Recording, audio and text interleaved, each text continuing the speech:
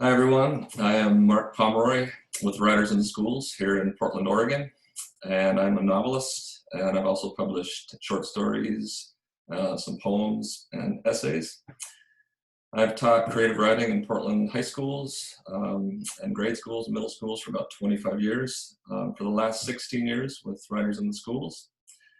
What else? I am a husband. My wife is a middle school language arts teacher, and we have a son who's 13, going into 8th grade in the fall.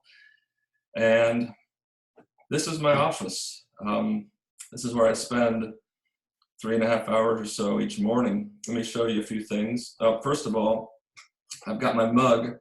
This is a half-liter beer mug, and I fill it with mint tea with honey each morning. And then mid-morning, refill it with water. Important to stay hydrated, of course. What else? I've got this little sign that I look at probably once a day. Here's a little figurine that I got.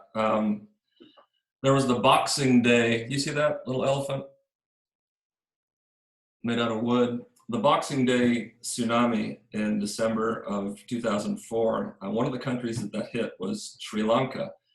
And I somehow got funding from a group of feisty nuns who sent me there 6 months later to help rebuild some houses. And I was in a little village near the sea called Unawatuna, and a good part of that village had been leveled by the waves. And one of the people there at the time was a woodcarver named Wasantha, whose shop was right along the road next to the beach.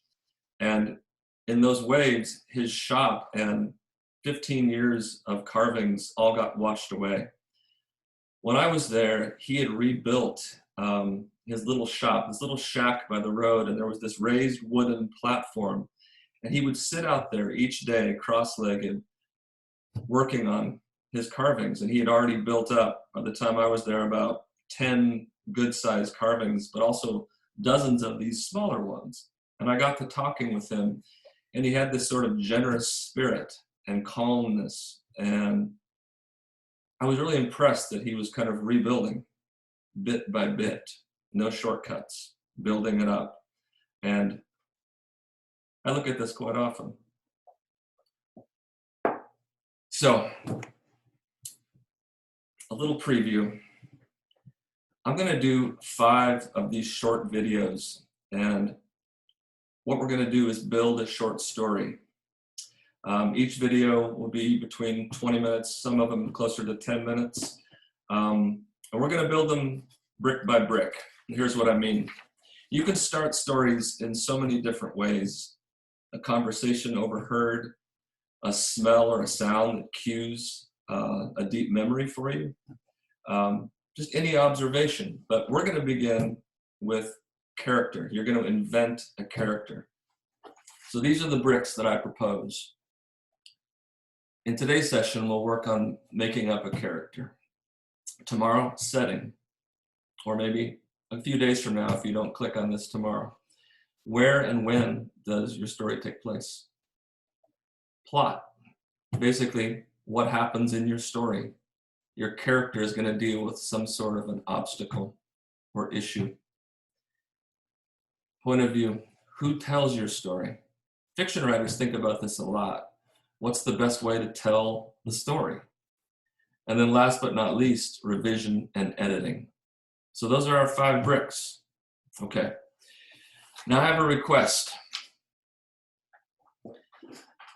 I'm hoping in this wild time especially that you can slow down a little bit and get to the heart of things in your writing. I hope you can dig in and enjoy each of these activities that I'll present. I hope you bring your true self to them. Just be yourself. Your intelligence, your passion, your sense of humor, if you want to bring that. You are going to need something to write on. This could be a loose leaf sheet of paper. It could be a writer's notebook, if you have that.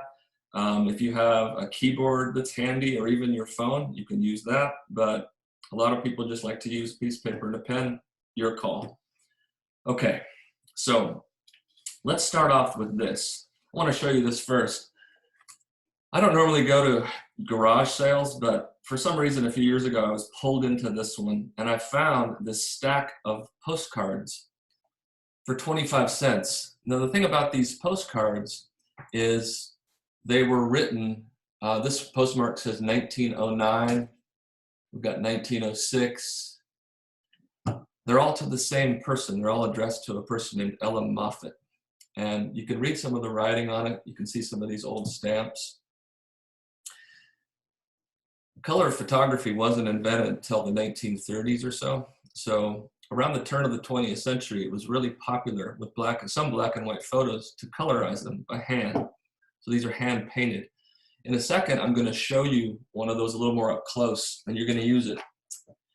Here are the directions for you that I've printed out.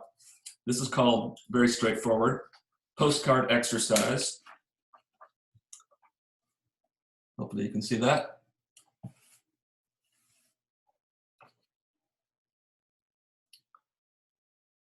I want you to take some time to notice all the details on the postcard I'm going to show you. Then I want you to think about a famous person. Now that can mean many things. They could be locally famous, internationally famous, anywhere in between. They can be living or dead. What you're going to do is write a scene that clearly shows the place on your postcard. And you're going to have that famous person doing something in that scene. It can be a very simple action. They could be fishing. They could be meditating, doing a cartwheel. Include a few sensory details if you can. Remember, the reader wouldn't be able to see this postcard, so you want to paint a picture with your words and give them a sense of being there. Sights, sounds, smells. Okay. So what I'll do is I'll hold up the postcard, have a good look at it, and then you can pause the video there with that on the screen. And I want you to write the scene and take no more than 6 minutes. Okay? And I'll tell you a little bit about the postcard that I show you after you unpause the video. All right, here we go.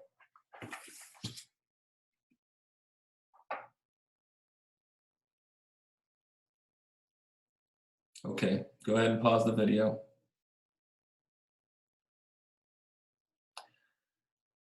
So this is Celilo Falls. This is now underneath the Columbia River. In 1957, when the Dalles Dam came online, this was flooded. This was a sacred American Indian fishing spot. And in some old photographs, you can see these wooden platforms built out over the river. It was a very kind of somber moment in those cultures that regarded this as kind of like a sacred site. Yeah, so this is underneath the Columbia River right now. Maybe someday we'll see it again. All right, so I want to show you an example of character details. And I've chosen this novel by a writer named Michael Cunningham, who lives, called Specimen Days. He lives in New York City. And Michael Cunningham is known as this kind of elegant writer, really crisp, vivid sentences. And he achieved some success with the book. Prior to this one, it was called The Hours. It was made into a film. The book won all kinds of awards.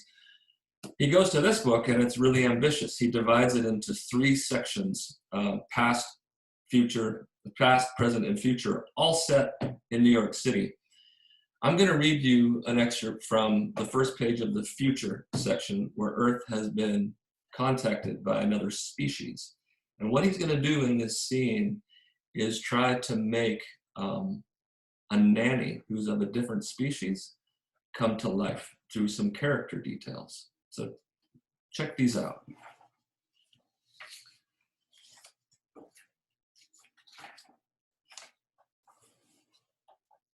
Hope you can read that.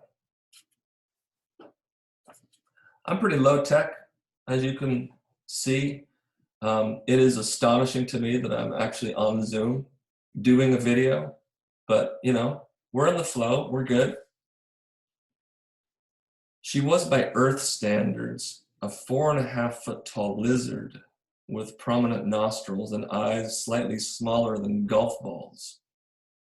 Her skin was emerald. It had a clean, gem-like shine, rare among the Nadians. Most were mossier looking. Their skins were more mottled, prone to splotches of ochre and dark brown. This was why people insisted that they were oily and that they smelled. They were not oily. They did not smell. They did not smell bad. All creatures smelled. The Nadian smell was sweet and cleanly fermented. Most people never got close enough to know that.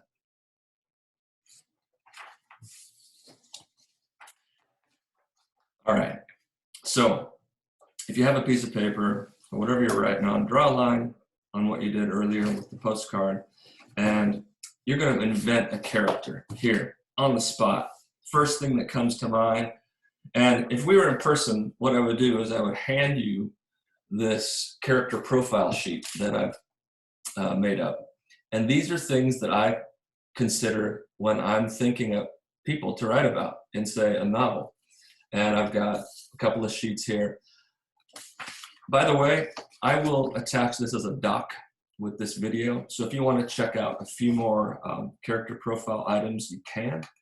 I'll just tell you right now, I'm working on a first draft of a novel. And I'm about 100 pages into the first draft. But for about 7 months, beginning late last summer, I sat down each morning, 3.5 hours, and took character notes, just whatever came to mind about these people I was starting to imagine. That was about 350, 400 pages of notes, just thinking about these people. I won't use all those details in the finished novel, but I like to think that having gone through that work of imagining little particulars about these people, that when I do write about them, they will be more real on the page. And isn't that the thing about reading a vivid, compelling novel? You feel like you know these people deeply, like you could go out to dinner with them outside of the book almost, right? So you have a choice with the following. I'm going to hold up one item off of that character profile sheet, one item at a time. You can stay at my pace and just kind of do it as a timed free write and just write down the first thing that comes into your head, which is a good thing sometimes, right? Or you can pause the video while each one is on the screen and just take a minute or two just to think about each one. There are different styles. Each writer has a different way of going about it. So be true to yourself. Okay. A quick word. You don't need to think of the name of your character right away. Some writers, the name just hits them. I know for me, the name usually comes later. I have to think of the name that really matches the person that I am thinking about. And that name is important. So you can save that for later if you want, your call. But let's start with age. What's the first age that pops into your head? Make a note of it. Do you want to write about a 4-year-old, a teenager, a middle-aged person, an ancient person? Maybe you have a fantasy creature you want to write about, and she is 1,033 years old. Go with that. You can always change this later. You can change any of these later. Just go with the first thing that comes into your head.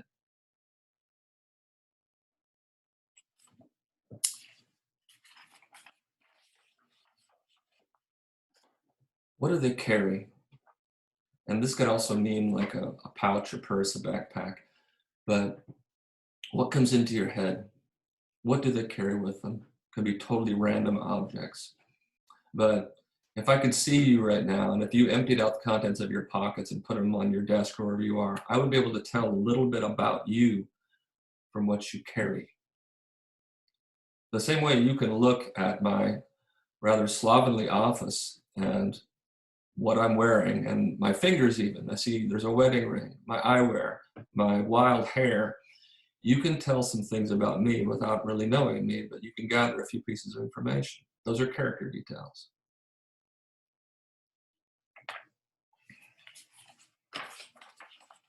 What are they wearing? What style of clothing? What colors do they prefer?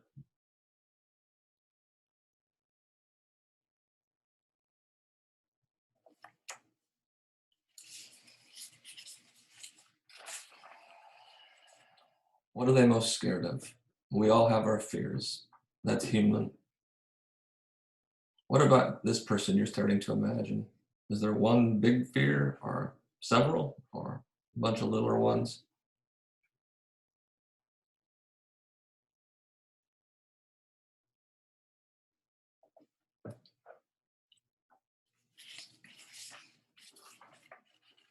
What do they smell like? Let's say I'm imagining a character and she works in a wood shop, say a furniture shop, and she loves working with cedar, plant stands, tables, chairs. She's good. She's paid her dues, and she spends about 8 hours a day in this shop. When she comes home a lot of time though, there's some fine cedar dust on her long sleeve shirt sleeves, and it carries this trace of cedar smell.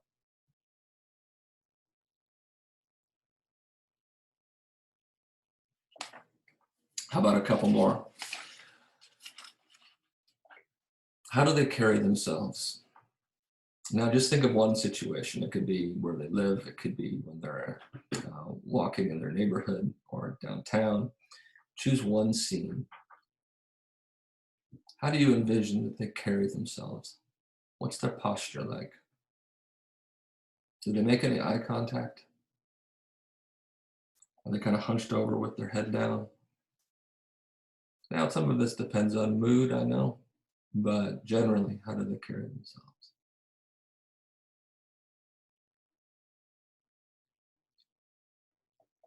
All right, how about one more? This is a juicy one. Okay, sleep patterns. Now, do they talk in their sleep? Do they fall asleep right away? They have a hard time falling asleep? How many hours do they sleep? How many hours do they want to be able to sleep? Do they have a hard time waking up? Do they walk in their sleep? Drool? This is a complex question. But hey, what about your character? All right. So again, I'll have a doc attached with a few more of those. And again, you're not going to use all of these in your story, but because you've spent a little time thinking about these things, that character will seem richer and deeper in the story. Okay. Let's do another exercise for today, and then I'll give you a preview to the next session, and we'll call it good. Double thumbs up. Go ahead and draw a line under what you did, and here's what I'd like you to do. You can use the character you're imagining right now, or you can think of somebody else. You can think of yourself, okay? I want you to have a character come into a room, any room, and do something. Don't tell us about the character. Just have her or him or them do something, be anything.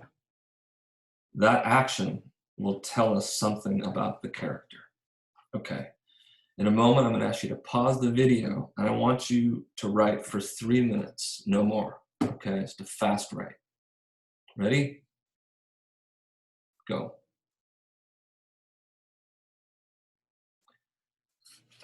Okay, so let's go back. I've got this huge stack, but I want to find this. There we go.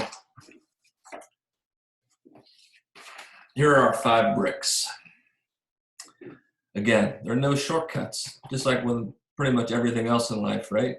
You build it up brick by brick. It's a nice approach, kind of break things down. Things are a little less daunting. You just get in there, you handle it one thing at a time. We started with character today, helping to make people come to life on the page. Tomorrow we'll go to setting. Where does your character live and when? Do you want your story to take place in Portland, Oregon in 2020 in the spring? Or maybe you want to go back to the fall, 2019. Or maybe you want to set your story in the future in, let's say, Mexico City in the year 4000. Or maybe you like to explore the past a little bit, and so you want to go to the Yukon in 1875, okay? Totally up to you. You have absolute imaginative freedom here. Again, just be yourself. Just go with it, okay? So let's think. I think that's it for today. Let's call it good there, and I'll see you next time. Take care.